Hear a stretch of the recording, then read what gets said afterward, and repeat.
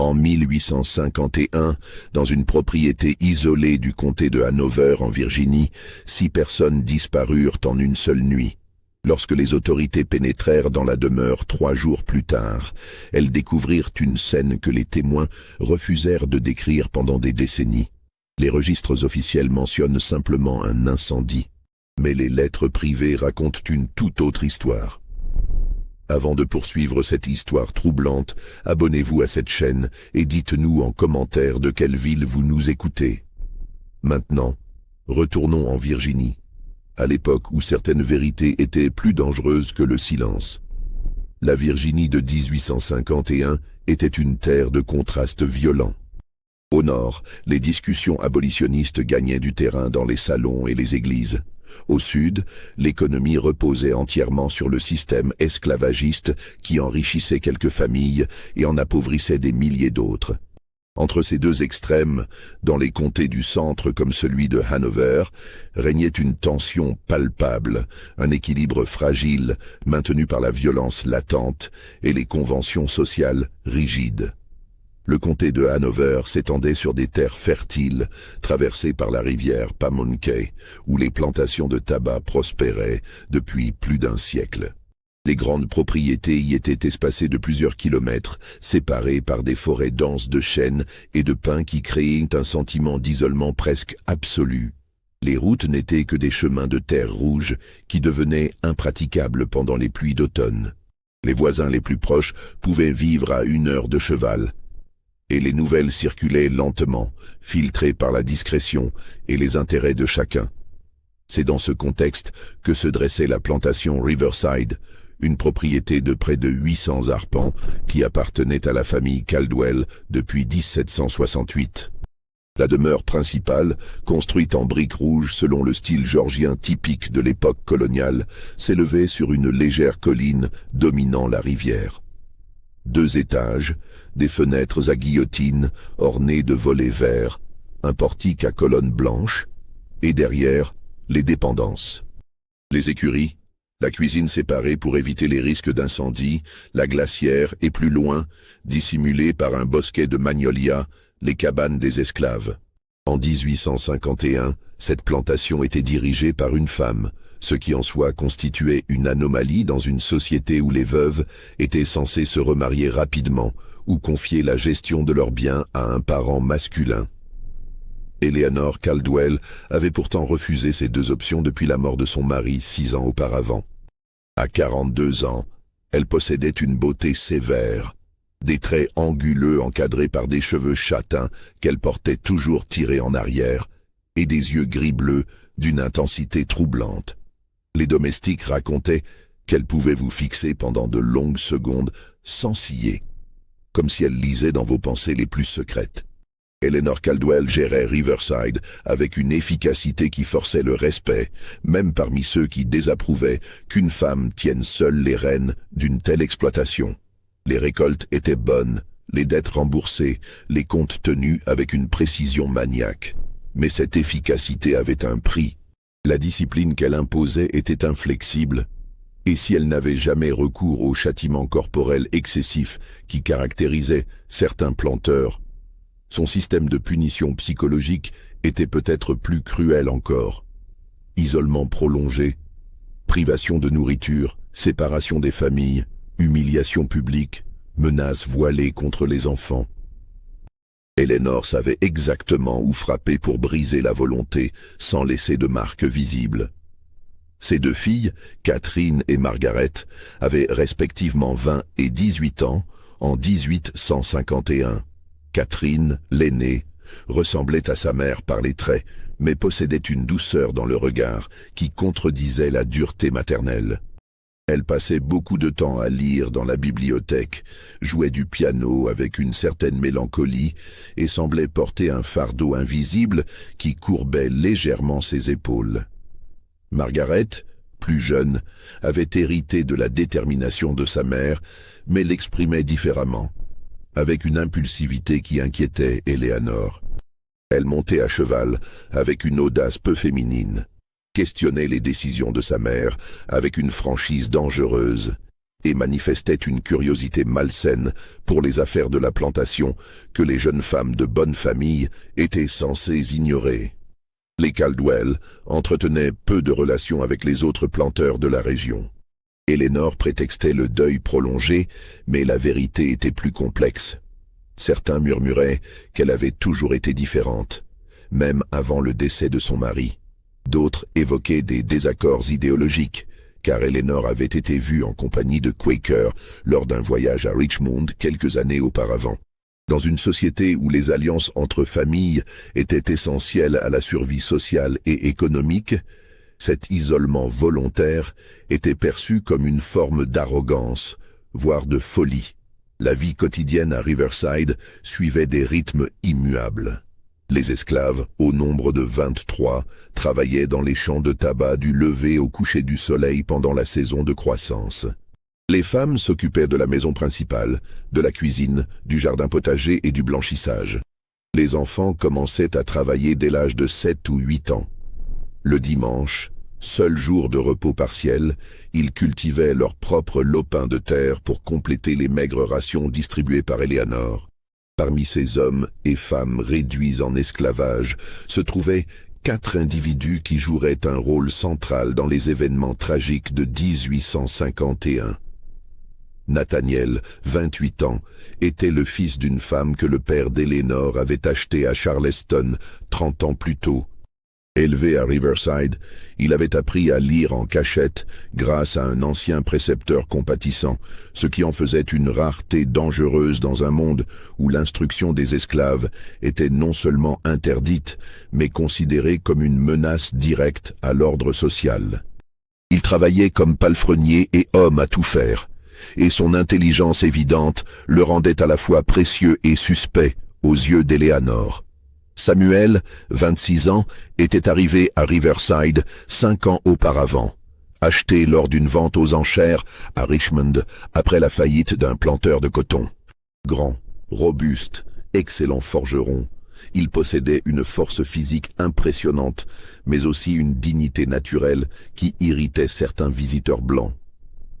Eleanor l'avait placé à la forge, où il réparait les outils agricoles, ferrait les chevaux et fabriquait les pièces métalliques nécessaires à l'exploitation.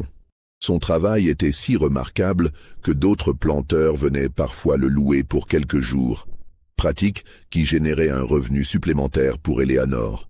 Il y avait aussi Thomas, 24 ans, né dans la plantation voisine mais transféré à Riverside à la suite d'un échange entre propriétaires.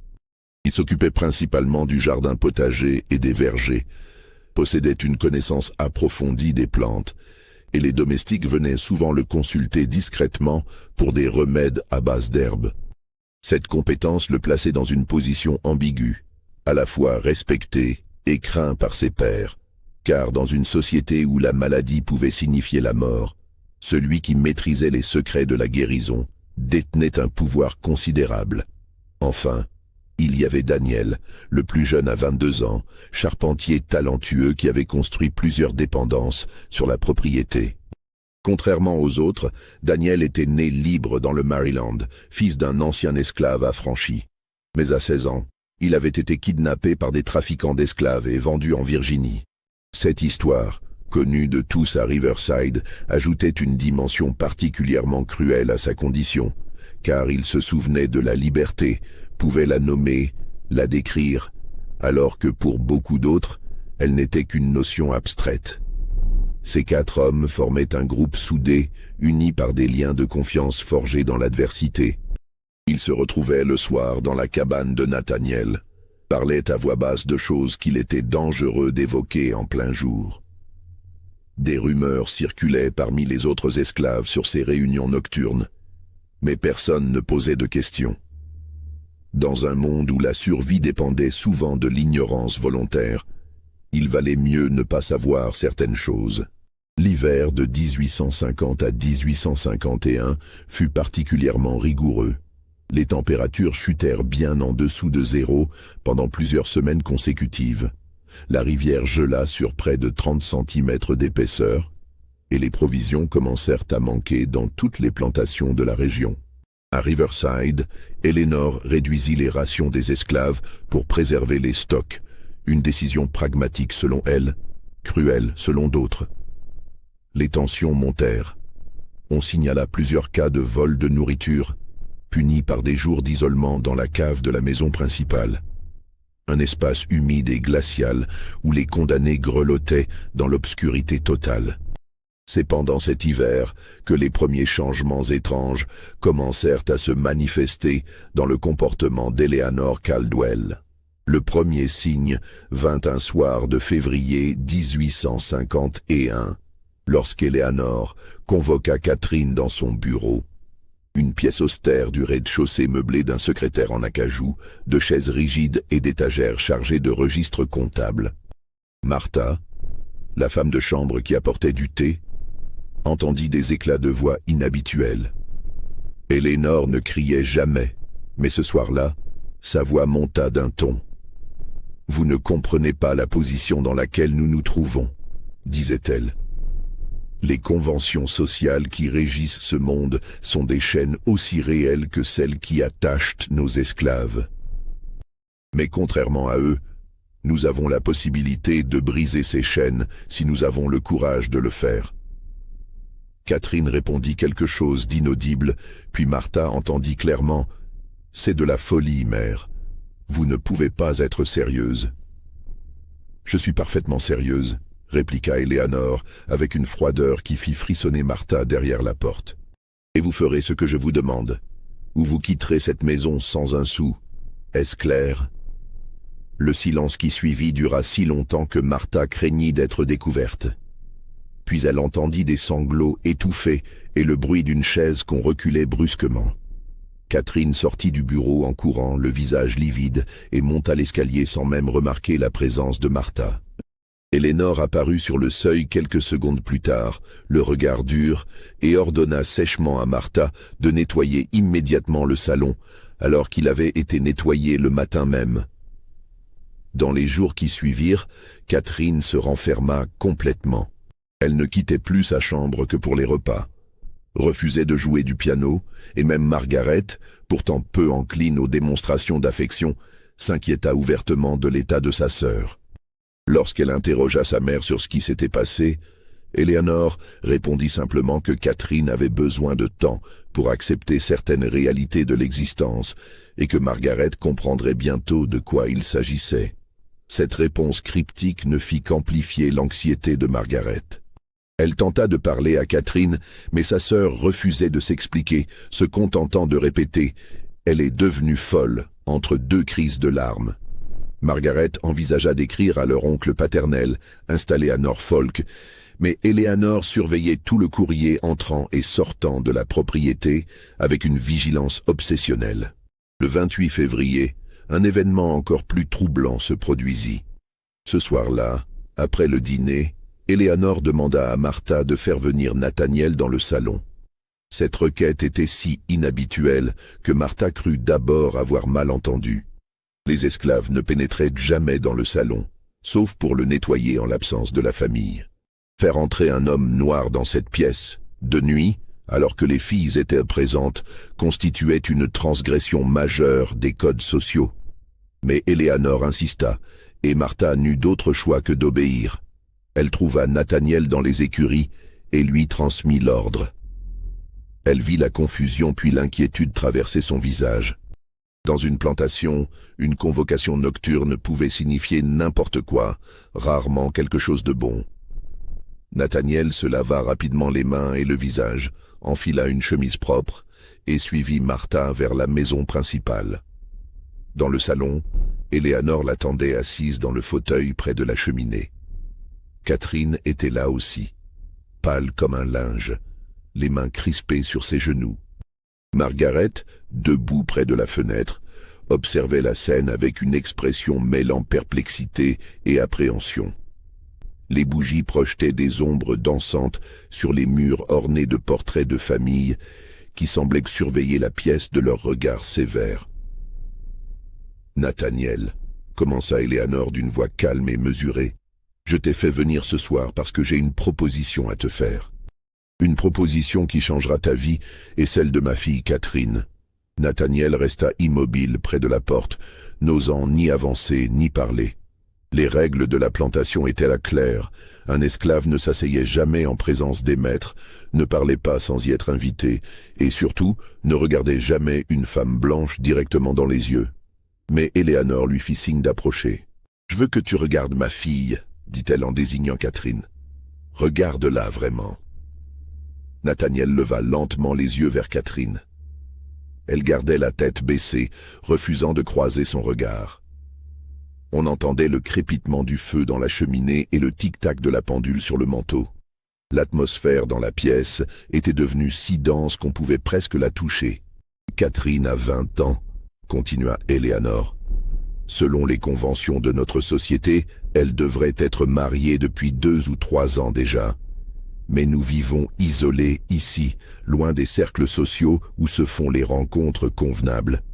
Et à dire vrai, je me méfie des hommes qui viendraient ici uniquement pour mettre la main sur cette propriété. » Elle marqua une pause, laissant ses paroles flotter dans l'air chargé de tension. « J'ai donc décidé que Catherine t'épouserait. » Le silence qui suivit cette déclaration fut assourdissant. Margaret étouffa un cri de stupeur. Catherine fondit en larmes silencieuses. Nathaniel resta figé, incapable de traiter l'information qu'il venait d'entendre. Dans la Virginie de 1851, les relations sexuelles entre hommes noirs et femmes blanches étaient non seulement illégales, mais passibles de la peine de mort pour l'homme. Le mariage était absolument impensable, une impossibilité juridique et sociale si monstrueuse que même l'évoquer constituait un acte de folie pure.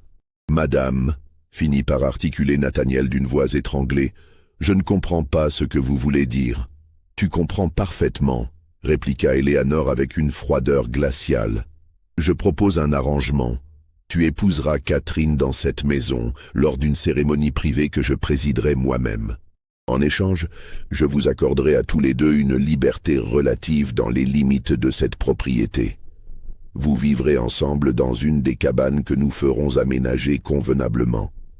Tu continueras à travailler comme palefrenier, mais tu ne seras plus considéré comme un simple esclave. Tu seras le mari de ma fille. »« Ah, mère, je vous en supplie, » implora Catherine entre 2 sanglots. « Arrêtez cette mascarade, c'est impossible, c'est illégal, c'est révolutionnaire, » l'interrompit Éléanore. « C'est exactement ce que prêchent les abolitionnistes dans leurs journaux et leurs réunions secrètes. L'égalité entre les races, la fin de l'esclavage. Si nous croyons vraiment à ces principes, nous devons avoir le courage de les appliquer, même si le monde entier nous condamne pour cela. » Margaret s'avança brusquement. « Vous êtes devenue folle, » lâcha-t-elle d'une voix tremblante. « Si quelqu'un apprend cela, il le lynche immédiatement, et nous sommes déshonorés à jamais. Vous détruisez notre famille. » Éléanore se leva lentement et se tourna vers sa fille cadette, avec un sourire qui n'avait rien de maternel. « Tu ne comprends pas encore, Margaret, mais tu comprendras bientôt, parce que toi aussi, tu te marieras bientôt, avec Samuel. » La pièce sembla basculer. Margaret recula comme si elle avait été frappée. « Non, » murmura-t-elle. « Non, non, non, vous ne pouvez pas me faire ça. »« Je peux et je vais le faire, » affirma Éléanore avec une détermination terrifiante. « Cette propriété, cette famille, tout ce que nous sommes repose sur un système d'injustice abominable. Je refuse de perpétuer cette injustice. Mes filles ne se marieront pas à des planteurs qui posséderont d'autres êtres humains. Elles se marieront à ceux qui ont été opprimés, et ensemble, nous créerons quelque chose de nouveau. Un exemple pour le monde. » Nathaniel trouva enfin sa voix. « Madame Caldwell, avec tout le respect que je vous dois, ce que vous proposez est un arrêt de mort, pas seulement pour moi mais pour nous tous. Les lois de cet État sont immorales, » l'interrompit Éléanore. « Et nous ne sommes pas obligés de les respecter dans l'intimité de notre foyer. Personne ne saura, personne ne doit savoir. Nous vivrons selon nos propres règles ici, à Riverside. » Elle se tourna vers Catherine. « Tu as jusqu'à demain pour accepter. Si tu refuses, tu quittes cette maison et tu te débrouilles seul. Sans argent, sans référence, sans nom. Car je nierai publiquement que tu es ma fille. » Catherine sanglota plus fort, incapable de répondre. Éléanore regarda ensuite Margaret. La même règle s'applique à toi. Vous avez toutes les deux la nuit pour réfléchir. Puis, elle se tourna vers Nathaniel. Toi, tu n'as pas le choix. Tu es ma propriété légale, tu feras ce que je t'ordonne. Maintenant, retourne dans ta cabane et ne parle de ceci à personne. Si j'apprends que tu as mentionné cette conversation, les conséquences seront terribles. Nathaniel sortit rapidement du salon, le cœur battant si fort qu'il pouvait l'entendre dans ses oreilles. En traversant le couloir, il croisa Martha qui faisait semblant d'épousseter une console. Leurs regards se croisèrent brièvement, et Nathaniel comprit qu'elle avait tout entendu. Cette nuit-là, personne ne dormit à Riverside. Dans la maison principale, Catherine pleura jusqu'à l'aube, tandis que Margaret faisait les 100 pas dans sa chambre, cherchant désespérément une issue. Dans les cabanes des esclaves, Nathaniel raconta à voix basse ce qui s'était passé à Samuel, Thomas et Daniel. Les 4 hommes restèrent assis en silence pendant des heures, essayant de comprendre ce qui était en train de se produire. « C'est un piège !» finit par dire Samuel. « Elle est en train de nous tendre un piège. »« Mais pourquoi ?» demanda Thomas. « Quel intérêt aurait-elle à faire une chose pareille ?»« Je ne sais pas, » répondit Nathaniel. « Mais ce que je sais, c'est que nous sommes tous en danger maintenant. Si cette histoire sort de cette propriété, nous serons tous tués, même ceux qui n'ont rien fait. » Daniel, qui était resté silencieux jusque-là, prit la parole. Elle a parlé d'abolitionnisme, d'égalité. Vous pensez qu'elle est sincère? Sincère ou folle, quelle différence? Répliqua Samuel. Le résultat sera le même. La mort. Au petit matin, Martha se rendit discrètement voir Nathaniel avant le lever du soleil. « Il faut que tu partes, » lui dit-elle avec urgence. « Cette nuit même. Prends ce que tu peux et va vers le nord. Je connais des gens qui peuvent t'aider. »« Et les autres ?» demanda Nathaniel. « Si je pars, elles pourraient tous les punir. »« Si tu restes, vous mourrez tous, » répondit Martha. « Elle est devenue folle, Nathaniel. Je l'ai vue changer ces derniers mois. Elle ne dort presque plus. Elle parle toute seule dans son bureau. Elle lit des livres interdits qu'elle cache derrière les registres comptables. Quelque chose s'est brisé en elle. » Mais Nathaniel ne pouvait pas partir. Pas seulement à cause des autres, mais aussi parce qu'une partie de lui-même, une partie qu'il avait du mal à accepter, était curieuse de voir jusqu'où Éléanore Caldwell était prête à aller. Était-il vraiment possible qu'une femme blanche, propriétaire d'esclaves, envisage sérieusement de faire de lui son gendre? L'idée était si absurde, si révolutionnaire, si dangereuse qu'elle en devenait presque fascinante. Le lendemain soir, le 1er mars, Éléanore réunit à nouveau tout le monde dans le salon. Catherine et Margaret étaient présentes, les yeux rougis, mais le visage fermé. Nathaniel et Samuel avaient été convoqués. L'atmosphère était encore plus tendue que la veille. Éléanore ne perdit pas de temps en préambule. « Avez-vous pris vos décisions ?» demanda-t-elle à ses filles. Catherine parla la première, d'une voix à peine audible. « J'accepte. » Margaret resta silencieuse pendant plusieurs secondes, puis articula entre ses dents serrées. « Je n'ai pas le choix. Vous ne m'en laissez aucun. » « Bien, » conclut Éléanore avec satisfaction. « Les cérémonies auront lieu dimanche prochain. J'ai déjà préparé les textes que nous réciterons. En attendant, Nathaniel et Samuel, vous commencerez à prendre vos repas avec la famille.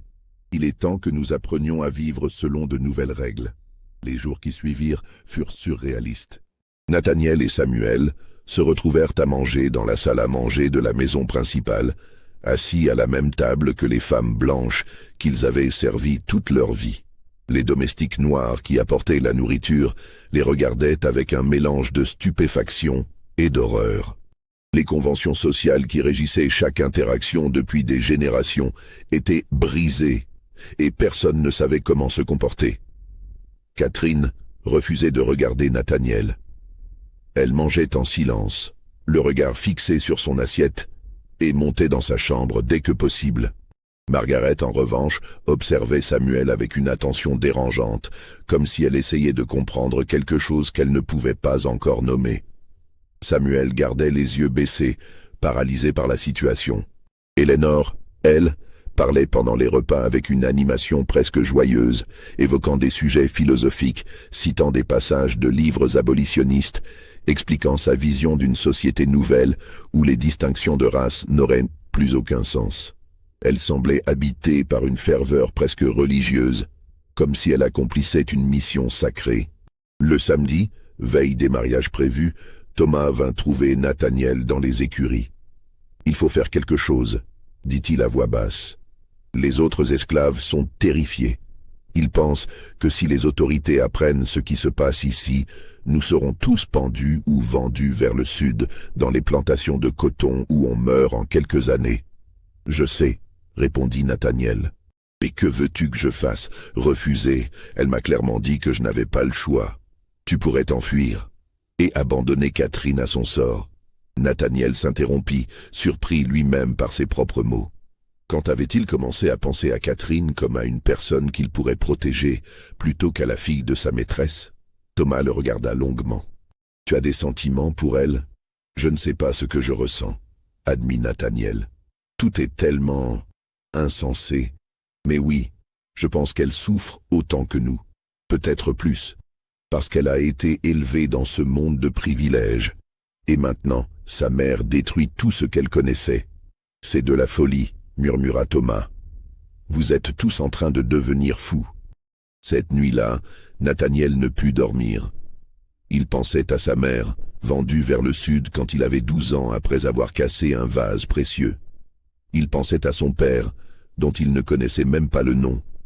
Il pensait à tous ceux qui avaient vécu et étaient morts dans les chaînes, sans jamais connaître autre chose. Et maintenant, Eleanor Caldwell lui offrait quelque chose qui n'avait pas de nom, quelque chose entre la liberté et la servitude, quelque chose qui pouvait le détruire mais qui était aussi inexplicablement tentant. Le dimanche 7 mars 1851, à 10 heures du matin, eut lieu ce qui devait être la cérémonie de mariage la plus étrange de toute l'histoire de la Virginie. Dans le salon de Riverside, devant une petite assemblée composée uniquement des domestiques noirs de la maison, Eleanor Caldwell présida à l'union de sa fille aînée Catherine avec Nathaniel, son palefrenier. Il n'y avait pas de prêtre. Eleanor avait rédigé elle-même une sorte de liturgie qui mélangeait des passages bibliques sur l'égalité devant Dieu avec des extraits de déclarations abolitionnistes. Elle portait une robe noire austère et tenait à la main un livre de prières duquel elle avait arraché plusieurs pages pour les remplacer par ses propres textes manuscrits. Catherine était vêtue d'une robe simple, grise, sans ornement. Elle avait refusé de porter la robe de mariée familiale qui attendait dans une malle au grenier depuis 3 générations. Son visage était d'une pâleur mortelle. Ses mains tremblaient visiblement. Nathaniel portait des vêtements propres mais ordinaires, une chemise blanche et un pantalon de toile. Il se tenait droit, le visage fermé, conscient que chaque personne présente dans la pièce le regardait avec des émotions complexes allant de la pitié à la terreur. Les domestiques assistaient à la scène dans un silence de mort. Martha pleurait doucement, sachant que rien de bon ne pouvait sortir de cette mascarade. Les autres gardaient les yeux baissés, priant pour que cette folie ne les engloutisse pas tous. Eleanor récita ses textes d'une voix forte et assurée. « Devant Dieu et devant ses témoins, je déclare que toutes les distinctions de race sont des inventions humaines dénuées de fondements divins. Nous sommes tous égaux dans l'amour du Créateur. Aujourd'hui, nous rejetons les lois injustes des hommes pour embrasser la loi supérieure de la conscience. Catherine Caldwell, acceptes-tu de prendre Nathaniel pour époux, non pas malgré la couleur de sa peau, mais justement à cause de ce que cette union représente? Un refus de l'oppression, une affirmation de l'égalité fondamentale. » Catherine mit plusieurs secondes avant de répondre, d'une voix si faible qu'on l'entendit à peine. « Oui. » Eleanor se tourna vers Nathaniel. « Nathaniel, acceptes-tu de prendre Catherine pour épouse, sachant que cette union vous placera tous les deux en danger, mais qu'elle affirme votre humanité commune et votre droit à choisir votre propre destin ?» Nathaniel regarda Catherine pour la première fois depuis le début de la cérémonie. Il vit ses larmes silencieuses, son visage livide, son corps qui semblait vouloir s'effondrer, et quelque chose en lui se brisa. Peut-être était-ce de la compassion, peut-être était-ce la compréhension soudaine qu'elle était autant prisonnière de cette situation que lui. Peut-être était-ce simplement l'épuisement après des jours de tension insoutenable. « Oui, dit-il. » Éléanore sourit. « Alors je vous déclare mariés devant Dieu et devant cette assemblée. Que personne ne sépare ce que nous avons uni ici aujourd'hui. » Elle sortit ensuite 2 anneaux de sa poche, de simples anneaux de fer qu'elle avait fait forger par Samuel quelques jours auparavant. Elle les donna à Catherine et Nathaniel, qui les passèrent à leurs doigts respectifs, avec des gestes mécaniques, comme des automates. « Vous pouvez vous embrasser, » dit Éléanore. Ce fut le moment le plus atroce de la cérémonie. Catherine et Nathaniel se rapprochèrent maladroitement, conscients que tous les yeux étaient fixés sur eux. Leurs lèvres se touchèrent brièvement, un contact froid et mécanique qui n'avait rien à voir avec de l'affection. Puis, ils reculèrent immédiatement, incapables de soutenir plus longtemps cette intimité forcée. Éléanore applaudit, seule. « Magnifique, dit-elle. C'est un jour historique, un jour dont on se souviendra. » Mais personne d'autre n'applaudit.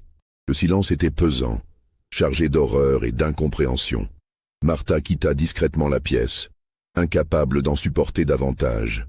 Les autres domestiques restèrent figés, attendant la permission de partir. « Vous pouvez disposer, » dit finalement Éléanore. « Il y aura un repas de noces à midi. Nathaniel et Catherine, vous vous installerez dès ce soir dans la cabane que j'ai fait aménager pour vous. » La cabane en question était située à l'écart des autres, près du verger. Éléanore y avait fait apporter un véritable lit avec un matelas, des draps propres, un poêle, une table et 2 chaises. Pour les standards d'une cabane d'esclaves, c'était du luxe. Mais cela restait une cabane, un espace exigu qui témoignait de l'impossibilité fondamentale de la situation. Catherine Caldwell, élevée dans le confort de la grande maison, allait vivre dans les mêmes conditions que les esclaves. Nathaniel, qui avait vécu toute sa vie dans la promiscuité et la privation, allait partager cet espace avec une femme blanche qu'il n'avait jamais choisie. L'après-midi, ce fut au tour de Margaret et Samuel. La cérémonie se déroula de manière identique, avec les mêmes textes, les mêmes rituels. Mais Margaret ne pleura pas.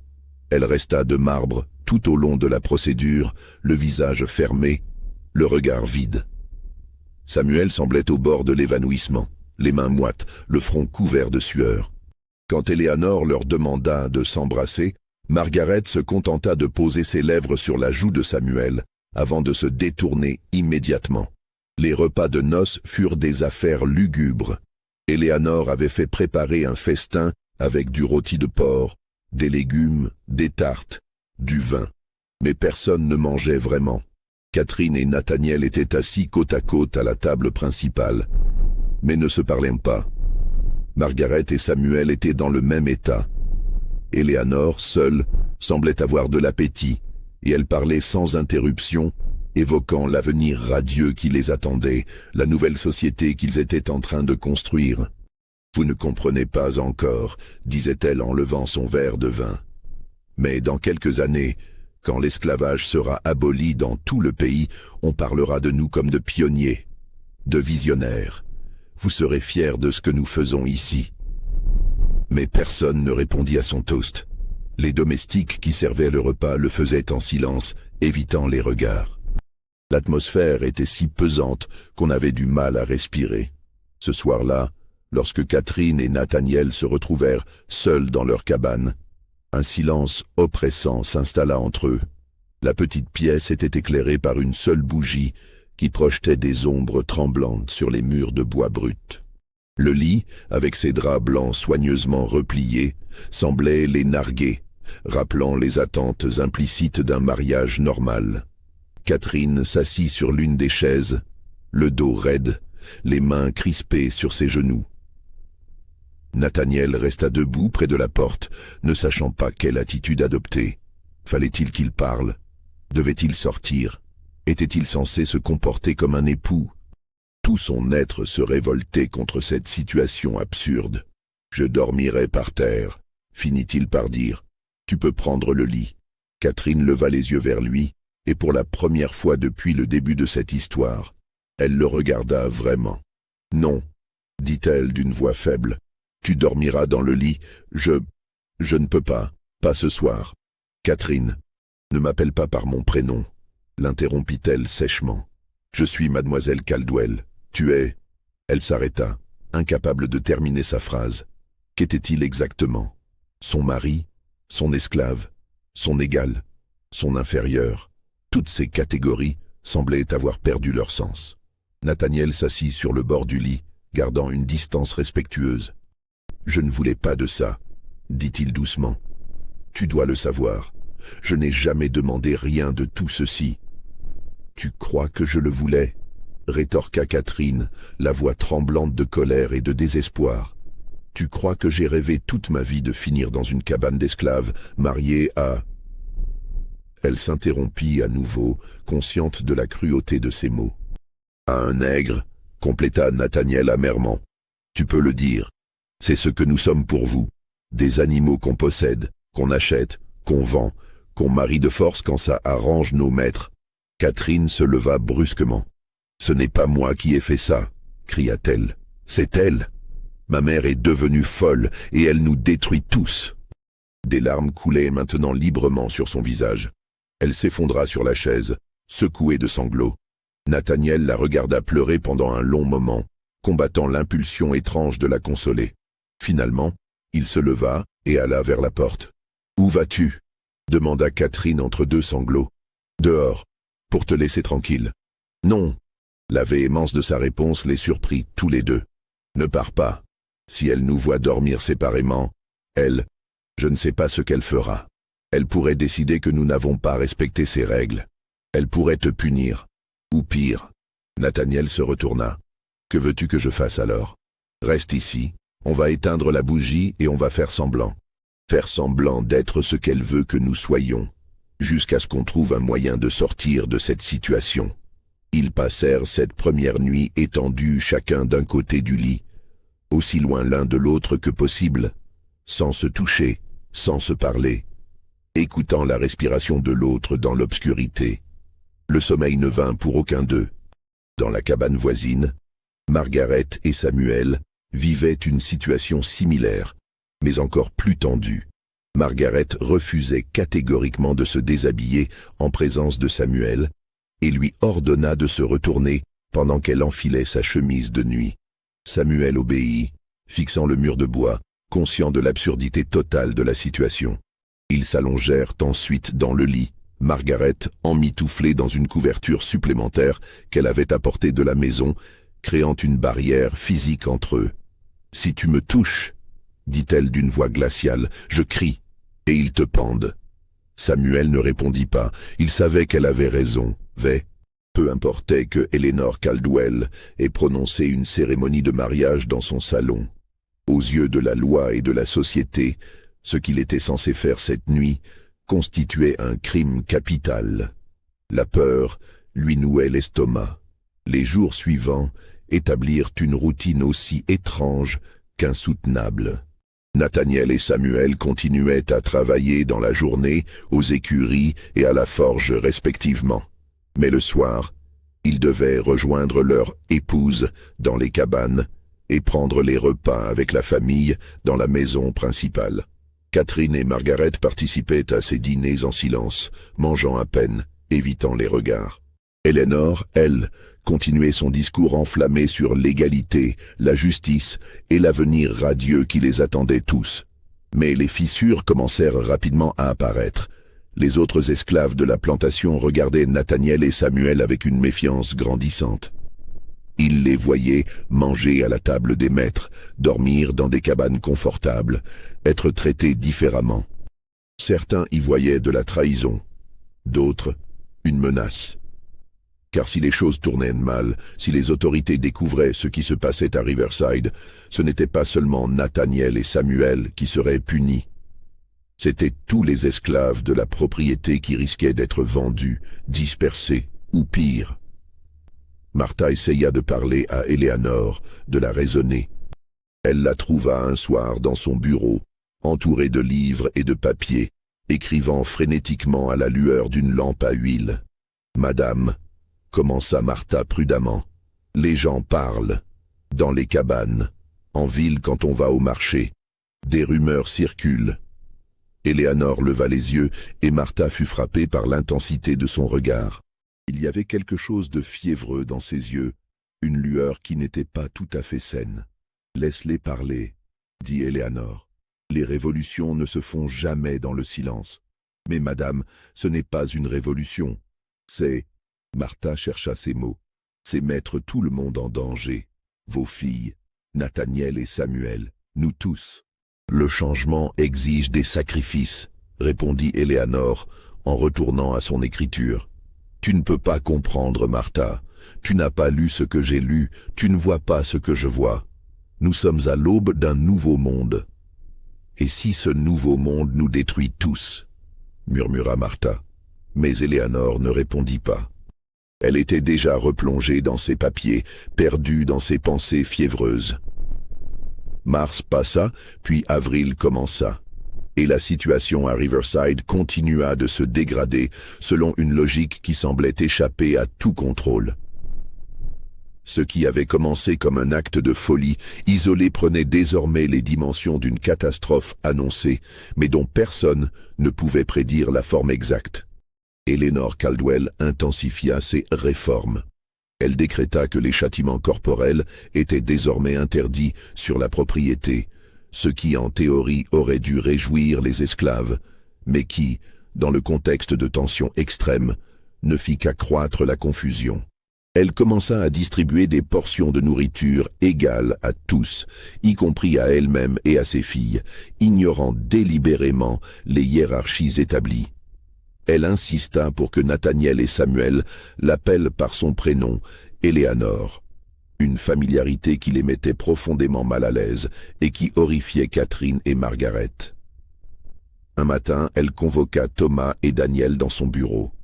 Les deux hommes se présentèrent avec appréhension, redoutant ce qui allait suivre. « Je veux étendre notre expérience », annonça Éléanore sans préambule. « J'ai réfléchi. Et il serait injuste de limiter cette opportunité à seulement 2 personnes. Vous deux, Thomas et Daniel, méritez également la liberté et l'égalité. » Thomas et Daniel échangèrent un regard alarmé. « Madame, » commença prudemment Daniel, « nous vous remercions pour votre générosité, mais nous ne souhaitons pas être impliqués dans ce qui se passe ici. » Le visage d'Éléanore se durcit. « Tu ne comprends pas. Ce n'est pas une question de souhait. C'est une question de justice. Vous êtes mes esclaves, ce qui signifie que vous êtes mes responsabilités morales. Je ne peux pas libérer seulement 2 d'entre vous. Ce serait créer une nouvelle forme d'inégalité. Mais madame, intervint Thomas, vous ne nous avez pas vraiment libérés. Nathaniel et Samuel sont toujours ici. Ils travaillent toujours. La seule différence, c'est qu'ils sont maintenant mariés à vos filles, ce qui les met tous en danger de mort. » « La vraie liberté, » répliqua Éléanore avec une conviction effrayante, « ne peut exister que lorsque les barrières entre les races sont abolies. Le mariage est l'union la plus intime qui soit. En franchissant cette barrière, nous détruisons toutes les autres. »« Vous nous demandez de nous marier ?» demanda Daniel incrédule. « Mais à qui ? Vous n'avez plus de filles à marier. » Éléanore sourit, et ce sourire glaça le sang des 2 hommes. « Je vais trouver une solution. Il y a d'autres femmes blanches dans la région. Des veuves, des femmes seules, des femmes qui pourraient être convaincues de rejoindre notre cause. Madame Caldwell, dit Thomas d'une voix tremblante, avec tout le respect que je vous dois, ce que vous proposez va nous faire tuer, tous autant que nous sommes. Quand les gens de la région découvriront ce qui se passe ici, ils viendront avec des torches et des fusils, ils nous pendront, ils brûleront la propriété, ils ne découvriront rien, l'interrompit Éléanore. Parce que nous ne leur dirons rien, et si tu es en train de suggérer que quelqu'un pourrait les informer, elle laissa la menace flotter dans l'air. Je te rappelle que la loi protège ma propriété. Cela inclut tous mes esclaves. Si l'un d'entre vous tente de fuir ou de révéler ce qui se passe ici, J'ai le droit légal de vous faire poursuivre, capturer et punir. » C'était vrai, et tous le savaient. Éléanore possédait un pouvoir absolu sur eux. Elle pouvait les marier de force, les garder prisonniers, les punir selon son bon vouloir, et la loi serait de son côté. L'ironie amère de la situation n'échappait à personne. Éléanore prétendait libérer ses esclaves en les enfermant dans une situation encore plus dangereuse que la simple servitude. Thomas et Daniel quittèrent le bureau, complètement démoralisés. Ils rejoignirent Nathaniel et Samuel dans les écuries où les 4 hommes tinrent conseil. « Il faut partir », dit Daniel avec urgence. « Tous les 4, cette nuit même. »« Et aller où ?» demanda Samuel. « Nous sommes en Virginie. Le nord est à des centaines de kilomètres. Nous n'avons pas d'argent, pas de papier libre, pas de contact. Nous serions repris en quelques jours. »« Alors nous mourrons en essayant, » répliqua Daniel. « C'est mieux que de mourir ici. » « Et Catherine et Margaret ?» demanda Nathaniel doucement. « Vous pensez qu'Éléanore les laissera tranquilles si nous partons? Elle les punira. Elle pourrait même... » Il n'osa pas terminer sa phrase, mais tous comprirent. Éléanore était capable de tout maintenant. « Ce ne sont pas nos responsabilités, » dit Thomas avec dureté. « Ce sont des femmes blanches. Elles ont toute leur vie eu du pouvoir sur nous. Si elles souffrent maintenant à cause des décisions de leur mère, ce n'est pas notre problème. »« Tu ne penses pas vraiment ça ?» dit Nathaniel. « Si, » insista Thomas. « Je le pense. Nous ne leur devons rien. » Mais Nathaniel secoua la tête. « Catherine n'a rien demandé de tout ceci. Elle est autant prisonnière que nous, plus même peut-être parce qu'elle a perdu tout ce qu'elle connaissait. Sa position sociale, sa réputation, son avenir, tout. » Samuel regarda Nathaniel avec attention. « Tu as des sentiments pour elle. » Ce n'était pas une question. Nathaniel ne répondit pas immédiatement. Il pensait aux nuits passées dans la cabane, côte à côte dans le lit, sans se toucher, mais conscient de la présence de l'autre. Il pensait aux rares moments où Catherine lui avait parlé, racontant des bribes de son enfance, de ses espoirs avant que tout s'effondre. Il pensait à la manière dont elle avait commencé, très progressivement, à le regarder non plus comme un étranger menaçant, mais comme un compagnon d'infortune. « Je ne sais pas ce que je ressens, » admit-il finalement. « Mais je sais que je ne peux pas la laisser seule face à Éléanore. »« Alors tu es un imbécile, » dit Daniel. « Et tu vas mourir à cause de cette imbécilité. » Pendant ce temps, dans la maison principale, Catherine et Margaret avaient leur propre conversation, aussi désespérée que celle des hommes. Elles étaient dans la chambre de Catherine, porte fermée, parlant à voix basse pour ne pas être entendues. « Nous devons partir, » disait Margaret. « Fuir. Cette nuit. Prendre des chevaux et aller à Norfolk chez oncle William. Il nous protégera. »« Mère a écrit à oncle William il y a 2 semaines, » répondit Catherine. « Je l'ai vu cacheter la lettre. Je ne sais pas ce qu'elle lui a dit, mais connaissant notre mère, elle a probablement arrangé les choses pour qu'il refuse de nous accueillir. Alors nous irons ailleurs, à Richmond, n'importe où. »« Avec quel argent ?» demanda Catherine. « Mère contrôle tout. Nous n'avons rien. Pas d'argent, pas de bijoux à vendre, rien. Elle a tout verrouillé. » Margaret se laissa tomber sur le lit, accablée. Comment en sommes-nous arrivés là? Qu'est-ce qui s'est passé dans la tête de mère? Catherine réfléchit longuement avant de répondre. Je pense qu'elle a toujours été différente. Tu te souviens quand nous étions petites, comme elle était distante avec père? Comme elle passait des heures dans son bureau à lire? Elle n'a jamais vraiment appartenu à ce monde. Elle le tolérait, mais elle ne l'acceptait pas. Et quand père est mort, quelque chose s'est brisé. La corde qui la retenait a cédé. Mais pourquoi ceci? Insista Margaret. Pourquoi cette obsession pour l'égalité raciale? Pourquoi nous forcer à épouser des esclaves? Parce que c'est la transgression ultime, suggéra Catherine. C'est la manière la plus violente de détruire l'ordre social qu'elle déteste. Et nous sommes ses instruments. Elle nous utilise pour faire une déclaration. Une déclaration qui va nous tuer, murmura Margaret. Elles restèrent silencieuses un long moment. Puis Catherine prit la main de sa sœur, un geste d'affection rare entre elles. Je suis désolé, dit-elle. Désolé que tu sois entraîné dans cette histoire. Ce n'est pas ta faute, répondit Margaret. C'est la sienne. Mais c'est moi qui ai accepté la première, dit Catherine. Si j'avais refusé, si j'avais choisi de partir, peut-être que tu aurais eu une chance. Margaret secoua la tête. Non, elle t'aurait forcé d'une manière ou d'une autre. Mère obtient toujours ce qu'elle veut. Ce soir-là, lorsque Catherine retourna dans sa cabane, elle trouva Nathaniel assis sur le lit, les coudes sur les genoux, la tête entre les mains. Il leva les yeux quand elle entra, et elle fut frappée par l'expression de désespoir sur son visage. « Qu'y a-t-il » demanda-t-elle, et pour la première fois, il y avait une vraie inquiétude dans sa voix.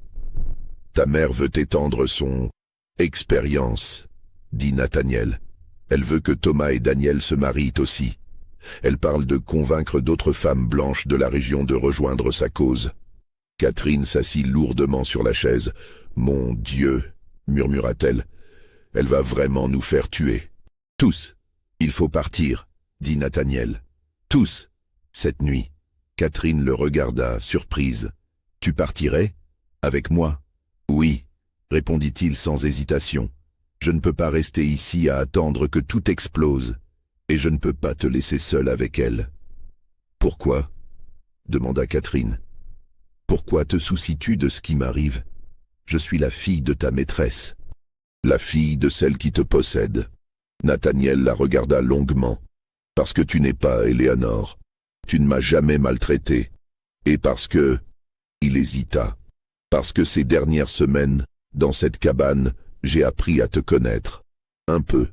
Et je pense que tu es prisonnière autant que moi, juste d'une manière différente. » Les yeux de Catherine se remplirent de larmes. « Je suis désolée, dit-elle. Pour tout. Pour l'esclavage, pour ma famille, pour ce que nous vous avons fait. Ce n'est pas toi qui as fait ça, répondit Nathaniel. C'est le monde entier, mais peut-être qu'on peut essayer de survivre ensemble dans ce monde terrible. Pour la première fois depuis leur mariage forcé, ils se prirent la main. Un geste simple, presque banal, mais qui dans ce contexte prenait une signification immense.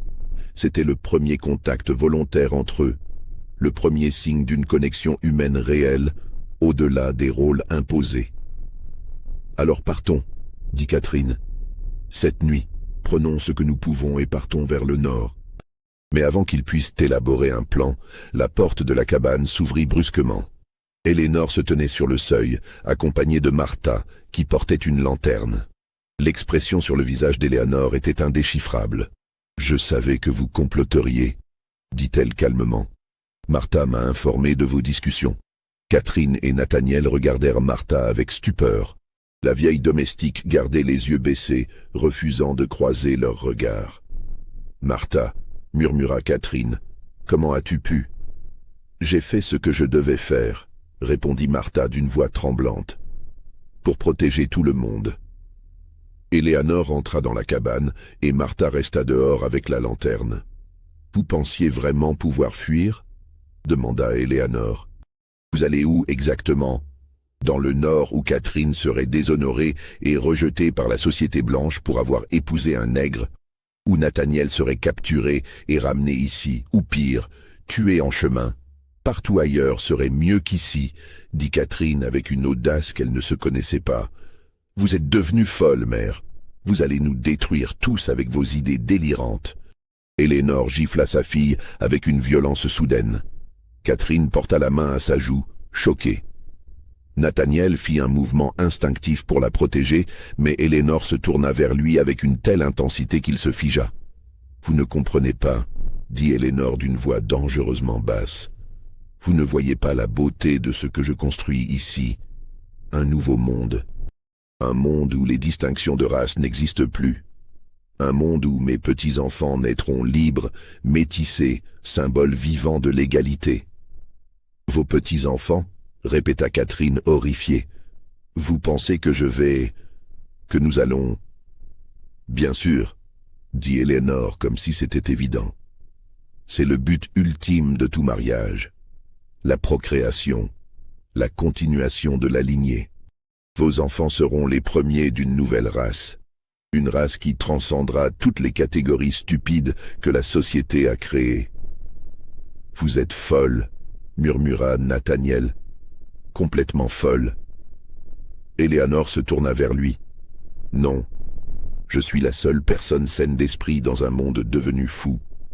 Et vous allez tous m'obéir. Parce que si vous ne le faites pas... Elle sortit quelque chose de la poche de sa robe. Un petit pistolet. Je vous tuerai moi-même. Le silence qui suivit cette menace fut absolu. Catherine regarda sa mère, cette femme qu'elle avait connue toute sa vie, et comprit qu'elle ne la reconnaissait plus. Eleanor Caldwell avait franchi une ligne invisible, un point de non-retour où la raison avait cédé la place à une obsession dévorante. « Vous ne nous tuerez pas », finit par dire Catherine avec plus de courage qu'elle n'en ressentait. « Parce que nous sommes nécessaires à votre expérience. Sans nous, tout s'effondre. » Eleanor sourit, et ce sourire était terrifiant. « Tu as raison, » admit-elle. « Je ne vous tuerai pas, mais je peux tuer les autres. Thomas, Daniel, tous les esclaves de cette propriété, un par un, jusqu'à ce que vous obéissiez. » Elle sortit de la cabane, laissant Catherine et Nathaniel pétrifiés. Martha ferma la porte derrière elle, et ils entendirent le cliquetis d'un verrou qu'on fermait de l'extérieur. Ils étaient prisonniers.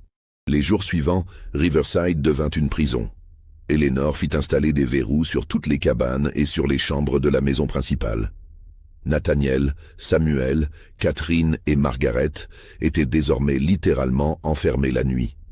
Le jour, ils étaient surveillés en permanence par Martha et deux autres domestiques qu'Eleanor avait achetés au début du printemps. Deux hommes silencieux et massifs qui avaient travaillé comme surveillants sur une plantation brutale du sud de la Virginie. Ces deux hommes, Isaiah et Caleb, n'avaient aucune loyauté envers les autres esclaves de Riverside. Ils étaient les instruments d'Eleanor, et ils accomplissaient leur tâche avec une efficacité glaciale. Ils patrouillaient la propriété jour et nuit, portant ouvertement des fouets et des gourdins. Leur présence transformait l'atmosphère de la plantation. Ce qui avait été un lieu de travail dur, mais prévisible, devenait maintenant un espace de terreur constante. Thomas et Daniel tentèrent de s'échapper une nuit de la mi-avril. Ils avaient réussi à atteindre la lisière de la forêt quand Isaiah et Caleb les rattrapèrent avec des chiens. La punition fut exemplaire. Eleanor les fit fouetter devant tous les esclaves rassemblés, une scène d'une brutalité qui contredisait totalement son discours sur l'égalité et la justice. Elle justifie cette violence en expliquant qu'ils avaient trahi la communauté, qu'ils avaient mis tout le monde en danger par leur égoïsme.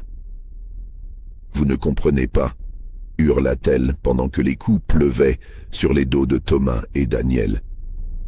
Nous sommes à un moment historique, nous ne pouvons pas échouer maintenant. Votre liberté individuelle ne compte pas face à l'importance de ce que nous accomplissons ici. Les autres esclaves regardèrent la scène, horrifiés et impuissants. Nathaniel, forcé d'assister à la punition avec Catherine à ses côtés, sentit quelque chose se briser définitivement en lui. Eleanor ne cherchait pas la justice, elle cherchait le contrôle total. Son discours sur l'égalité n'était qu'un mensonge pour justifier une nouvelle forme de tyrannie. Cette nuit-là, dans leur cabane verrouillée, Catherine pleura sans pouvoir s'arrêter. Nathaniel la prit dans ses bras pour la première fois. Un geste de pure compassion humaine qui transcendait toutes les catégories de race et de statut. Elle s'accrocha à lui comme à une bouée de sauvetage, et ils restèrent ainsi pendant des heures, trouvant dans cette proximité physique un réconfort paradoxal au milieu de l'horreur. « Je vais la tuer », murmura Catherine contre son épaule. « Ma propre mère, je vais la tuer. »« Non », répondit Nathaniel fermement. « Tu ne feras pas ça, parce que si tu la tues, ils te pendent. Et je ne veux pas te perdre. » Catherine leva les yeux vers lui, surprise. « Tu ne veux pas me perdre ?»« Non, » dit-il simplement. « Je ne veux pas. » Ils s'embrassèrent alors. Non pas le baiser mécanique et forcé de leur cérémonie de mariage, mais un vrai baiser, né de l'intimité forcée des dernières semaines, de la compréhension mutuelle de leur situation impossible, et peut-être juste peut-être, d'un début de véritable affection. C'était étrange, déplacé, compliqué par des siècles de violence raciale et d'oppression. Mais c'était aussi réel. Dans la cabane voisine, une transformation similaire se produisait entre Margaret et Samuel. Margaret avait commencé à parler à Samuel, vraiment parler. Et elle avait découvert un homme intelligent, réfléchi, qui rêvait de liberté mais aussi de beauté, qui sculptait des petites figurines en bois pendant ses rares moments libres, qui connaissait des poèmes par cœur. Elle se rendait compte, avec une gêne croissante, qu'elle n'avait jamais vraiment regardé les esclaves de sa famille comme des êtres humains complets. Ils avaient toujours été des silhouettes floues, des instruments fonctionnels. Samuel, de son côté, voyait Margaret se transformer. Elle perdait son arrogance, sa froideur. Elle devenait vulnérable, humaine. Et cette vulnérabilité créait entre eux une connexion qu'aucun des deux n'aurait pu anticiper. Une nuit, Margaret posa sa tête sur l'épaule de Samuel. « Je suis désolée, dit-elle. « Pour tout. Moi aussi, répondit Samuel. Et il le pensait vraiment. Mais même ces moments d'humanité partagée ne pouvaient pas masquer la réalité terrifiante.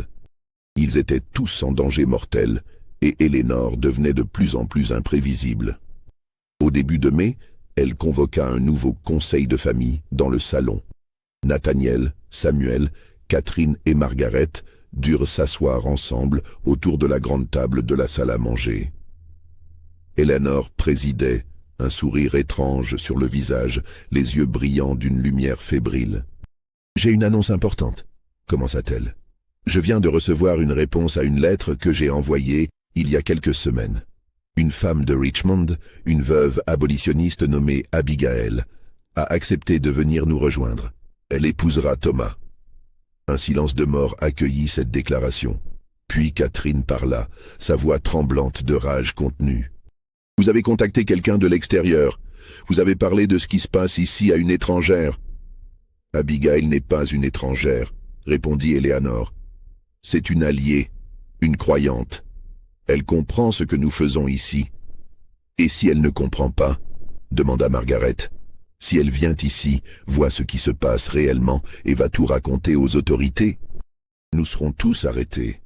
Elle ne fera pas ça, » assura Eleanor. « J'ai été très clair dans ma lettre sur la nature de notre expérience. Elle est enthousiaste. Elle arrive dans 2 semaines. » Nathaniel échangea un regard avec Samuel. Cette nouvelle développée changeait tout. L'arrivée d'une personne extérieure briserait l'isolement de Riverside. Soit elle serait une alliée, comme Eleanor le croyait, soit elle serait leur perte à tous. Il n'y avait pas de terrain intermédiaire. Les 2 semaines suivantes furent les plus étranges de toute cette histoire terrible. Eleanor fit nettoyer la maison de fond en comble, préparer la meilleure chambre d'amis, organiser un repas de bienvenue. Elle obligea tout le monde à répéter le comportement qu'ils devaient adopter devant Abigail. Catherine et Margaret devaient sourire, paraître heureuses de leur mariage. Nathaniel et Samuel devaient se comporter comme des époux aimants. Tout devait avoir l'air parfait, naturel, révolutionnaire mais harmonieux. Mais personne ne croyait à cette mascarade. La tension montait chaque jour un peu plus. Les esclaves chuchotaient entre eux, certains que la fin approchait. Thomas, encore marqué par les coups de fouet reçus 2 semaines plus tôt, était terrifié à l'idée de ce nouveau mariage forcé. Daniel parlait ouvertement de suicide, préférant cette option à ce qui semblait être une descente sans fin dans la folie. Abigail Barrett arriva à Riverside par une chaude après-midi du 17 mai 1851. C'était une femme de 35 ans environ, vêtue sobrement, aux traits sévères, mais non dépourvue de beauté. Elle descendit d'une voiture de louage, portant une petite valise, et regarda autour d'elle avec une expression difficile à déchiffrer. Eleanor l'accueillit avec effusion sur les marches du portique. « Abigail, quel bonheur de vous recevoir enfin. Entrez, entrez. Vous devez être épuisée par le voyage. » Catherine et Margaret attendaient dans le salon, figées dans des sourires forcés. Nathaniel et Samuel se tenaient debout derrière elle, jouant leur rôle d'époux attentifs. L'absurdité de la scène aurait été comique dans d'autres circonstances. Abigail entra dans la maison, observant tout avec attention. Ses yeux passèrent rapidement sur les domestiques noirs, sur l'ameublement, sur les visages tendus de Catherine et Margaret. Puis, elle vit Nathaniel et Samuel, et quelque chose changea dans son expression. « Éléanore, dit-elle lentement, votre lettre était ambiguë sur certains détails. Peut-être devrions-nous parler en privé d'abord. »« Pas besoin, » répondit Éléanore joyeusement. « Nous sommes tous une famille ici, pas de secret. Laissez-moi vous présenter tout le monde formellement. Voici ma fille aînée Catherine et son mari Nathaniel. » Abigail regarda Catherine puis Nathaniel. On pouvait voir son esprit travailler, essayer de comprendre ce qu'elle voyait. « Son mari, » répéta-t-elle. « Je vois. Et voici ma fille cadette Margaret et son mari Samuel, » continua Éléanore, ignorant l'hésitation d'Abigail. Le silence qui suivit fut long et pesant. Abigail finit par parler, choisissant soigneusement ses mots. « Éléanore, je pense que nous devons effectivement avoir une conversation privée, immédiatement. » Les deux femmes se retirèrent dans le bureau. Catherine, Margaret, Nathaniel et Samuel restèrent dans le salon, n'osant pas bouger, retenant leur souffle. Ils pouvaient entendre des voix étouffées derrière la porte fermée, mais pas distinguer les mots. La discussion dura près d'1 heure. Quand les deux femmes ressortirent, Abigail avait le visage livide. « Je dois partir, » annonça-t-elle.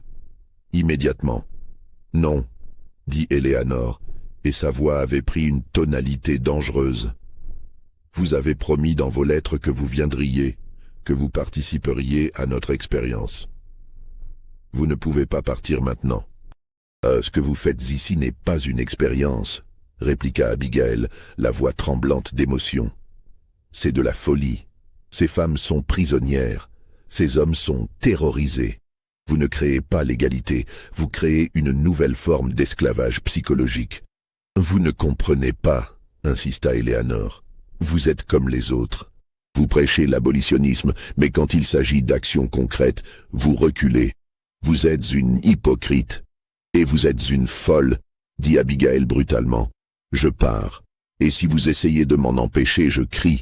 Les voisins les plus proches ne sont qu'à quelques kilomètres. Ils entendront. » Éléanore resta immobile pendant plusieurs secondes, puis fit un signe à Isaiah et Caleb qui se tenaient dans le couloir. « Empêchez-la de partir. » Abigail recula, terrifiée. « Vous ne pouvez pas me retenir ici contre ma volonté. »« Si je peux, » répondit Éléanore calmement. « Cette propriété est à moi.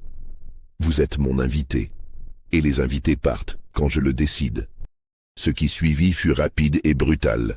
Abigail tenta de courir vers la porte d'entrée, mais Isaiah la rattrapa facilement. Elle se débattit, cria, mais Caleb l'aida à la maîtriser. Sous les yeux horrifiés de tout le monde, ils la traînèrent vers les escaliers. « Vous êtes devenue complètement folle !» hurla Abigail. « Laissez-moi partir. »« Enfermez-la dans la chambre du haut, » ordonna Éléanore. « Elle changera d'avis dans quelques jours. » Catherine ne put se retenir plus longtemps. « Mère, arrêtez. Vous ne pouvez pas kidnapper cette femme. C'est un crime. »« Tout ceci est un crime, » répliqua Éléanore avec une étrange sérénité. « Depuis le début, l'esclavage est un crime. Le racisme est un crime. Nous vivons dans un monde criminel. Alors oui, j'ajoute un crime de plus à la liste. Qu'importe. » Elle se tourna vers Nathaniel et Samuel. « Vous deux, retournez dans vos cabanes. Tout le monde retourne à son travail. Nous dînerons normalement ce soir. » Mais personne ne bougea. Ils étaient tous figés, réalisant que la situation venait de franchir un point de non-retour. Éléanore ne se contentait plus de forcer ses propres filles et ses propres esclaves. Elle kidnappait maintenant une femme blanche libre. Les conséquences seraient cataclysmiques. À l'étage, Abigail continuait de crier et de marteler la porte de sa chambre. Le bruit résonnait dans toute la maison, un rappel constant de la folie qui s'était emparée de Riverside. Cette nuit-là, dans leur cabane, Catherine et Nathaniel restèrent éveillés, parlant à voix basse. « Il faut faire quelque chose, » disait Catherine. « Abigail va être portée disparue. On va la chercher. On va venir ici. » Peut-être que c'est ce qu'il faut, répondit Nathaniel. Peut-être que c'est la seule façon de mettre fin à cette situation. Laissez les autorités venir. Mais ils te tueront, dit Catherine, la voix brisée. Dès qu'ils apprendront pour les mariages, ils te pendent, toi et Samuel, et peut-être Thomas et Daniel aussi, juste pour l'exemple. Alors je meurs, dit Nathaniel avec une étrange acceptation. Au moins, ça s'arrêtera. Non, dit Catherine fermement. Je ne te laisserai pas mourir. Elle l'embrassa avec une intensité désespérée, et cette nuit-là, pour la première fois, leur mariage fut consommé. Non pas parce qu'Éléanore l'avait ordonné, mais parce qu'ils avaient choisi de trouver un peu de réconfort humain dans l'enfer où ils étaient prisonniers.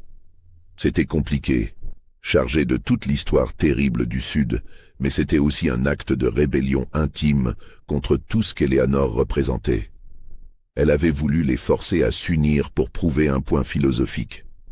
Ils choisissaient maintenant de s'unir pour se réconforter mutuellement. Le lendemain, tout changea à nouveau. Martha vint frapper à la porte de la cabane au petit matin, avant le lever du soleil. « Nathaniel » chuchota-t-elle à travers la porte. « Catherine, réveillez-vous, il faut que je vous parle. » Nathaniel ouvrit la porte prudemment. Martha avait le visage ravagé par l'anxiété et l'insomnie. « Isaïa et Caleb parlent de partir », dit-elle rapidement. « Ils ont peur que toute cette histoire explose et qu'ils soient impliqués. Ils veulent aller voir les autorités en premier, raconter tout, et prétendre qu'ils essayaient simplement de suivre les ordres. »« Quand » demanda Catherine, maintenant complètement réveillée. « Cette nuit » répondit Martha. « Ils attendent la nuit pour partir discrètement. Mais une fois qu'ils seront partis, c'est fini. Les autorités arriveront ici dans un jour ou deux, maximum. Alors nous devons partir avant eux, dit Nathaniel. Tous. Pour aller où? Demanda Martha. Avec Abigail enfermée à l'étage. Vous croyez qu'Éléanore va vous laisser partir maintenant? Catherine réfléchit intensément. Non. Mère ne nous laissera pas partir. Mais on peut la forcer. Comment? Demanda Nathaniel. On peut lui dire qu'on va raconter l'histoire nous-mêmes, dit Catherine. Dire que c'était entièrement son idée, qu'elle nous a tous forcés. On peut témoigner contre elle. Ils ne croiront jamais un esclave, objecta Nathaniel. Mon témoignage ne vaut rien devant un tribunal. Mais le mien, si, répliqua Catherine. Et celui de Margaret, et celui d'Abigail. Si nous témoignons toutes les trois contre mère, si nous disons qu'elle est devenue folle, qu'elle nous a forcés, qu'elle a kidnappé Abigail, alors peut-être qu'on peut s'en sortir. Et nous? Demanda Nathaniel. Samuel, Thomas, Daniel et moi, qu'est-ce qu'on devient dans ce scénario? Catherine ne répondit pas immédiatement. La vérité, aussi cruelle soit-elle, était qu'il n'y avait pas de bon scénario pour les hommes noirs impliqués dans cette histoire. Peu importait qu'ils aient été forcés, qu'ils soient victimes, eux aussi. La société ne ferait pas de distinction. Je ne sais pas, admit-elle finalement, mais c'est notre seule chance. Ils passèrent la journée à élaborer leur plan, communiquant discrètement avec Margaret et Samuel. À la tombée de la nuit, ils étaient prêts. Le plan était simple mais dangereux. Catherine et Margaret confronteraient Éléanore, exigeraient qu'elle libère Abigail et leur permette à tous de quitter Riverside. Si elle refusait, ils menaceraient de révéler toute l'histoire aux autorités avec leurs témoignages. Mais les plans bien conçus se heurtent souvent à la réalité imprévisible. Vers 8 heures du soir, des cris terrifiés résonnèrent depuis la maison principale. Catherine et Nathaniel sortirent précipitamment de leur cabane pour voir de la fumée sortir d'une des fenêtres de l'étage. Le feu. La maison principale était en feu. Le chaos éclata instantanément. Les domestiques sortaient en courant, certains portant des seaux d'eau dans un effort futile d'éteindre les flammes. Margaret apparut, tirant Éléanore par le bras. La vieille femme semblait hébétée, son visage couvert de suie. « Où est Abigail » cria Catherine en se précipitant vers sa sœur. « Encore à l'étage » hurla Margaret. « La porte est verrouillée de l'extérieur. » Nathaniel n'hésita pas. Il courut vers la maison en feu, malgré les cris de Catherine qui le suppliaient de ne pas y aller. Il monta les escaliers où la fumée devenait épaisse, trouva la chambre où Abigail était enfermée et défonça la porte d'un coup d'épaule. Abigail était recroquevillée dans un coin, toussant violemment. Il la souleva et la porta dans ses bras, descendit les escaliers en titubant, les poumons brûlants, les yeux pleins de larmes. Il sortit juste au moment où une partie du toit s'effondrait. Catherine courut vers lui, l'aida à allonger Abigail sur l'herbe. La femme toussait mais respirait. Elle était en vie. Autour d'eux, la maison Riverside brûlait, les flammes illuminant la nuit. Tous les esclaves, tous les domestiques, les 2 filles, Eleanor, ils étaient tous là, regardant la destruction de ce qui avait été le centre de leur vie. Eleanor se tenait immobile, regardant les flammes avec une expression vide. C'était censé être le début d'un nouveau monde, murmura-t-elle. Comment tout a-t-il pu mal tourner?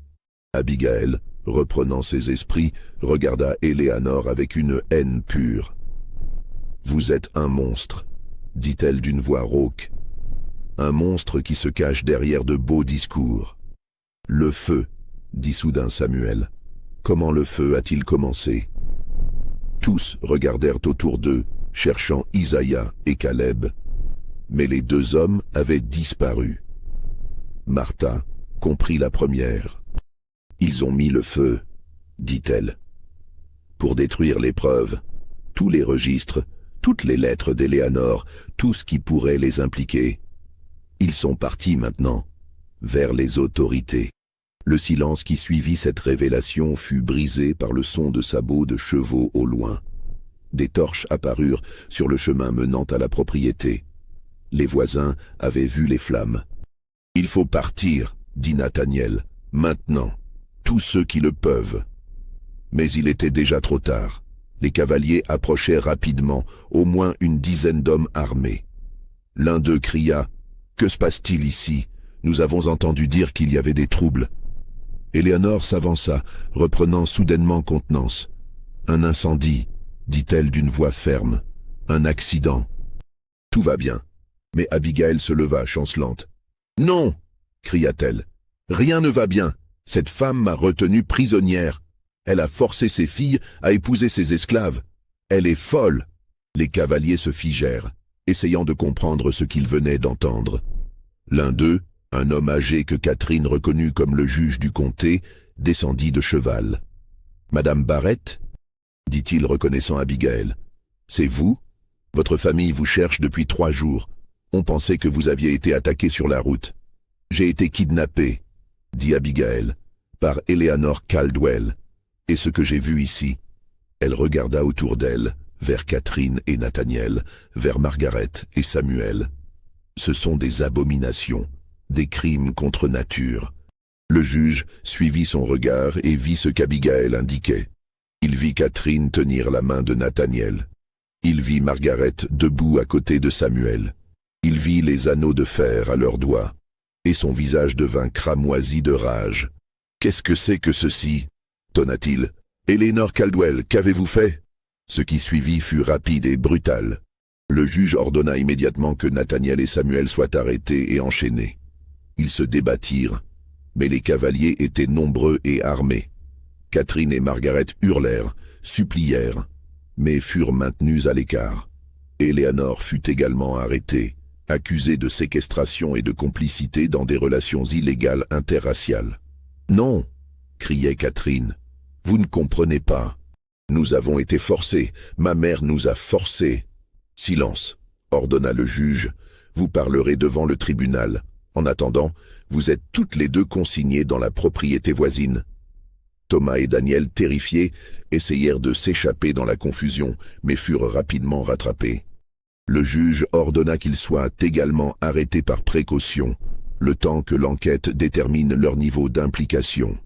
« Mais ils n'ont rien fait », protesta Margaret. « Ils ne sont pas impliqués. »« Tous les nègres de cette propriété sont suspects », répondit froidement le juge. « Ils seront interrogés. » La nuit se termina dans le chaos total. Nathaniel, Samuel, Thomas et Daniel furent emmenés en ville, enchaînés à l'arrière d'une charrette comme du bétail. Eleanor fut placée dans une voiture séparée, gardée par 2 hommes armés. Catherine et Margaret, en larmes, furent conduites chez les voisins les plus proches, où elles seraient gardées jusqu'à ce que les autorités décident de leur sort. Abigail, libérée, raconta son histoire à quiconque voulait l'écouter, embellissant certains détails, omettant d'autres, mais maintenant la substance de la vérité. Eleanor Caldwell avait créé quelque chose de monstrueux à Riverside. La nouvelle se répandit comme un feu de poudre. En quelques jours, tout le comté connaissait l'histoire. Les journaux de Richmond, puis ceux de Norfolk et même de Washington en parlèrent. Le scandale de Riverside, titrait un journal. Une femme folle marie ses filles à ses esclaves, proclamait un autre.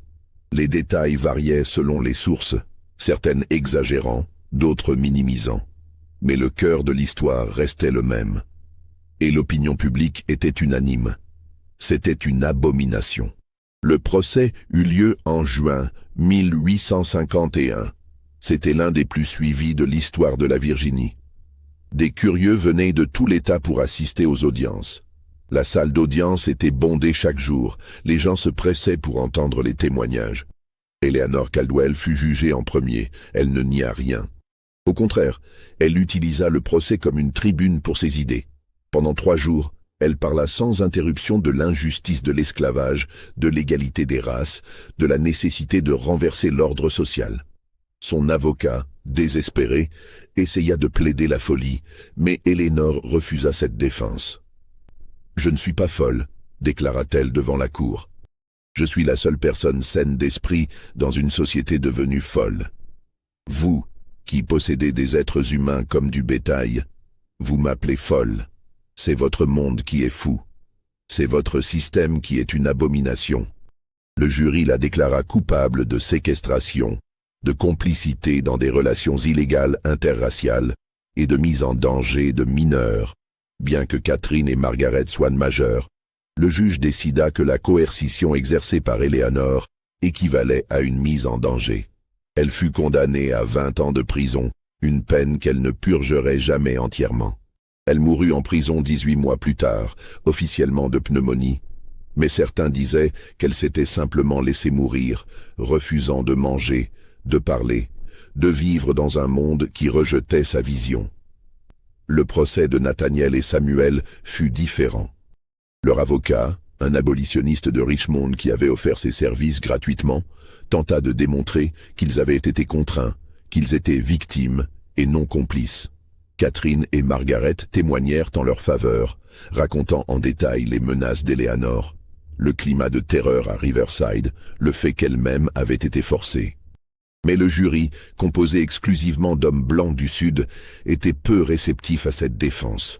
Pour eux, peu importait que Nathaniel et Samuel aient été forcés ou non. Ils avaient franchi la ligne la plus sacrée de la société sudiste. Ils avaient eu des relations avec des femmes blanches. Cela seul méritait la mort. Le verdict fut prononcé un matin étouffant de juillet. Coupable. Condamné à être pendu. Catherine s'évanouit en entendant le verdict. Margaret se mit à hurler, accusant le jury d'assassin, de monstre. On les fit sortir de force de la salle d'audience. Thomas et Daniel, après interrogatoire approfondi, furent déclarés non coupables, mais furent vendus à un marchand d'esclaves du Kentucky. Ils disparurent dans l'anonymat des plantations de l'Ouest, leur sort inconnu. L'exécution de Nathaniel et Samuel était prévue pour le 5 août. Catherine et Margaret demandèrent à les voir une dernière fois. La demande fut d'abord refusée, puis finalement accordée sous surveillance stricte. Catherine entra dans la cellule de Nathaniel, accompagnée d'un gardien qui resta à la porte. Nathaniel était assis sur le sol de pierre, le dos contre le mur, les mains enchaînées. Il leva les yeux quand elle entra et essaya de sourire. « Tu n'aurais pas dû venir, dit-il. Je devais te voir, répondit Catherine, s'agenouillant à côté de lui.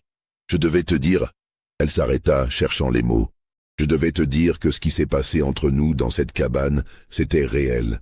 Pour moi, pas ce que ma mère avait imaginé, pas une expérience philosophique, mais réel. Pour moi aussi, dit Nathaniel doucement. Malgré tout, malgré l'horreur de cette situation, tu es devenue importante pour moi. » Ils restèrent ainsi pendant les quelques minutes qui leur furent accordées, tenant les mains l'une de l'autre, pleurant en silence, partageant un chagrin trop vaste pour les mots. Dans une autre cellule, Margaret et Samuel vivaient une scène similaire. Margaret s'était battue pour obtenir cette visite, avait menacé, supplié et finalement convaincu les autorités. Elle avait quelque chose de vital à dire à Samuel. « Je suis enceinte », lui dit-elle simplement. Samuel la regarda stupéfait. « Tu es... quoi ?»« Enceinte », répéta-t-elle. « De ton enfant. Ce que ma mère voulait. Un enfant métissé, symbole de son nouveau monde. » Sa voix était amère. Mais ce n'est pas le symbole qu'elle imaginait. C'est un enfant qui n'aura jamais de père. Un enfant qui portera la honte de ses origines toute sa vie. Samuel ferma les yeux, accablé. « Qu'est-ce que tu vas faire ? Je vais le garder, » dit Margaret avec une détermination farouche. « C'est ton enfant, notre enfant. Je vais le garder et je vais l'aimer, peu importe ce que dit le monde. Tu seras déshonoré, » dit Samuel. « Rejeté par la société. »« Je m'en fiche, » répliqua Margaret. « Tout ce qui comptait dans mon ancienne vie est déjà détruit. Au moins, j'aurai quelque chose de toi. » Le 5 août 1851, Nathaniel et Samuel furent pendus dans la cour de la prison du comté. Une foule immense assista à l'exécution, venue voir la conclusion de l'affaire la plus scandaleuse de la région. Certains criaient des insultes aux condamnés, d'autres restaient silencieux, mal à l'aise devant ce spectacle. Catherine et Margaret refusèrent d'assister. Elles restèrent chez leur oncle à Norfolk, où elles avaient trouvé refuge, s'accrochant l'une à l'autre, attendant que les heures passent, que tout soit fini. Nathaniel et Samuel montèrent sur l'échafaud avec dignité. On leur demanda s'ils avaient quelque chose à dire. Nathaniel parla le premier. « Je veux que l'histoire se souvienne que nous n'étions pas des criminels, » dit-il d'une voix claire qui porta dans toute la cour. « Nous étions des hommes, des êtres humains. Et nous avons été tués pour avoir franchi une ligne que nous n'avons jamais choisi de franchir.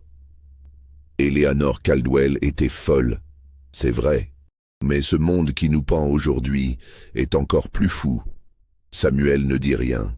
Il regarda simplement vers le ciel, pensant à Margaret, à l'enfant qu'il ne verrait jamais, à la vie qu'il aurait pu avoir dans un monde différent. Les traboules tombèrent, les corps se balancèrent. Et ce fut fini. L'histoire de Riverside devint une légende locale, un conte d'avertissement raconté pendant des générations. La propriété elle-même fut abandonnée. La maison partiellement brûlée resta en ruine pendant des années, et les gens évitaient de passer près d'elle après la tombée de la nuit. On disait qu'elle était maudite, que les fantômes des morts y erraient, mais ces histoires n'étaient que des superstitions pour masquer la vérité bien plus terrifiante. Ce qui s'était passé à Riverside n'avait rien de surnaturel. C'était purement humain. Une folie humaine, une cruauté humaine, une tragédie humaine. Catherine ne se remaria jamais. Elle vécut le reste de sa vie retirée à Norfolk, refusant de parler de Riverside, refusant de voir les journalistes qui venaient régulièrement la solliciter pour des interviews. Elle mourut en 1889, à l'âge de 58 ans. Emportant avec elle les derniers détails intimes de ce qui s'était vraiment passé dans cette cabane où elle avait vécu pendant quelques semaines avec Nathaniel. Margaret donna naissance à un garçon en février 1852. Elle le prénomma Samuel, malgré les protestations véhémentes de sa famille. L'enfant avait la peau claire, mais ses traits trahissaient son héritage mixte. Il grandit en marge de la société blanche, ni pleinement accepté, ni totalement rejeté. Margaret consacra sa vie à lui donner la meilleure éducation possible, utilisant ce qui restait de l'héritage Caldwell pour lui payer des précepteurs, des livres, des voyages. Quand la guerre civile éclata en 1861, le jeune Samuel s'engagea dans l'armée de l'Union, combattant pour la libération des esclaves au nom du père qu'il n'avait jamais connu. Abigail Barrett retourna à Richmond, où elle devint une figure controversée du mouvement abolitionniste. Elle parlait souvent de son expérience à Riverside, mais sa version des faits évoluait avec le temps, devenant de plus en plus dramatique, de moins en moins fidèle à la réalité. Dans ses dernières conférences, elle présentait Eleanor comme un monstre diabolique et elle-même comme une héroïne qui avait exposé un complot terrible. La complexité réelle de la situation, les zones grises morales, tout cela disparut dans son récit simplifié. Quant aux autres esclaves de Riverside, ils furent dispersés lors de la liquidation de la succession Caldwell. Certains furent vendus vers le sud profond, d'autres restèrent dans la région. Martha réussit à acheter sa liberté quelques années plus tard, avec l'argent économisé au fil des décennies. Elle aussi refusa toujours de parler de Riverside, emportant ses secrets dans la tombe. Les documents officiels sur l'affaire Riverside existent encore aujourd'hui dans les archives du comté de Hanover. Les comptes rendus du procès, les témoignages, les verdicts, tout est là, soigneusement préservé. Mais il ne raconte qu'une version partielle de l'histoire. Il ne parle pas des nuits dans les cabanes où Catherine et Nathaniel avaient trouvé un réconfort mutuel dans l'horreur. Il ne mentionne pas les conversations entre Margaret et Samuel où ils avaient découvert leur humanité commune. Ils ne décrivent pas la folie progressive d'Eleanor, cette descente lente dans une obsession qui avait détruit tant de vies. Et il ne pose jamais la question qui aurait dû être au cœur de tout. Dans un monde fondé sur l'injustice systématique, où commence la folie et où finit la conscience? Eleanor Caldwell était-elle folle d'essayer de détruire un système qu'elle considérait comme immoral? Ou était-elle simplement folle dans sa méthode, forçant les autres à se sacrifier pour ses idéaux? Ces questions restent sans réponse. Tout comme reste sans réponse la question de savoir ce que seraient devenus Catherine et Nathaniel, Margaret et Samuel, s'ils avaient vécu dans un monde différent, un monde où leur humanité commune aurait été reconnue plutôt que niée, où leur union aurait été possible plutôt qu'impensable. Le massacre de Virginie de 1851 ne fut pas un massacre au sens traditionnel. Personne ne mourut lors d'un assaut violent. Mais ce fut néanmoins un massacre, une destruction systématique de vies humaines par les conventions sociales rigides d'une société malade. 6 personnes disparurent en une nuit, dit-on.